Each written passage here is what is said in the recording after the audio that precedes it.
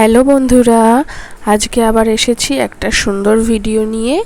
আজকাল যেমন বাজারে কাঁচা আম উঠছে, তাতে একটা কাঁচা আম দিয়ে রেসিপি না দেখিয়ে কি করে পারি।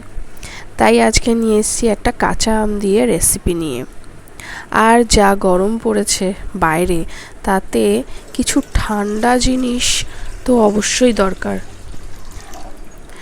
সারাদিনে অবশ্যই এখন বেশি বেশি করে জল খাওয়া উচিত, আর সেটা যদি একটু টেস্টি হয় তাহলে তো আর কোনো কথাই নেই। তাই আজকে একটা আমের রেসিপি করছি। তাহলে চলো দেখে নিই। আগে আমটাকে সিদ্ধ করে নেব ভালো করে। বেশ অনেকটা টাইম ধরে আমটাকে সিদ্ধ করব, প্রায় 10 মিনিট মতো লেগেছে আমার আমটা সিদ্ধ করতে। আমি এখানে দুটো আম নিয়ে নিয়েছি।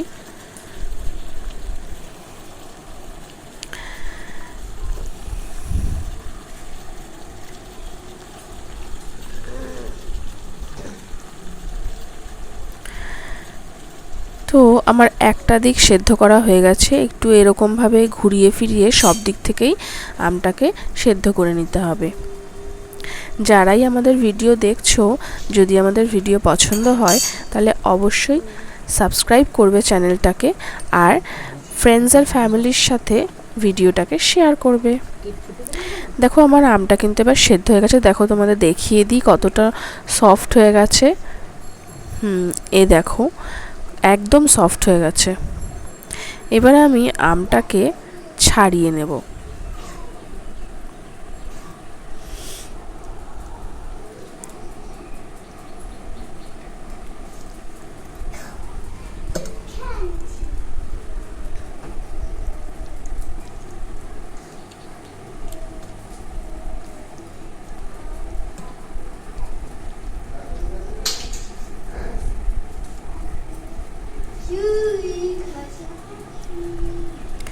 এইভাবে আমটাকে ভালো করে ছাড়িয়ে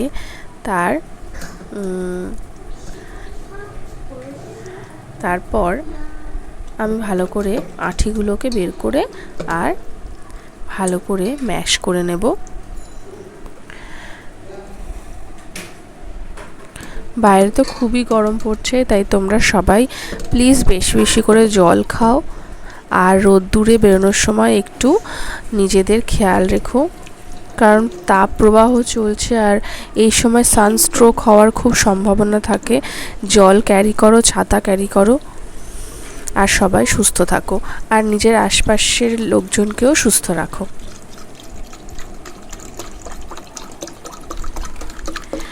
যতটা জল এতে দেওয়া যায় আমি ততটা দিলাম। 2 গ্লাস মতো জল দিয়ে নিয়েছি আমি। এখানে পরিমাণ মতো নুন দিয়ে নিচ্ছি। ভালো করে আরও জলের মধ্যে আমটাকে মিশিয়ে নেব, আর পরিমাণ মতো চিনি দিয়ে নিচ্ছি। কিছুক্ষণ চিনিটা ভিজতে কিন্তু টাইম লাগবে, একটু সময় ভিজিয়ে রাখতে হবে। এবারে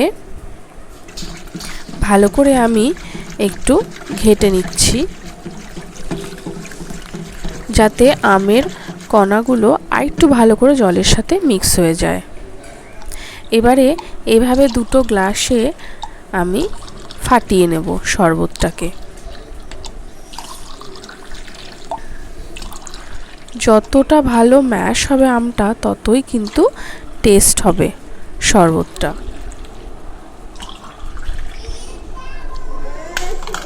ব্যাস, এবারে আমি একটা বড় বরফের টুকরো ভালো করে এইভাবে ভেঙে নিচ্ছি।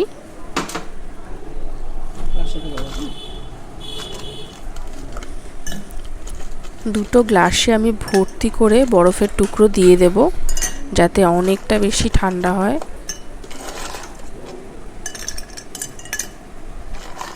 আর যে জলটা আমি ইউজ করেছিলাম সেই জলটাও কিন্তু ঠান্ডা জলই ছিল।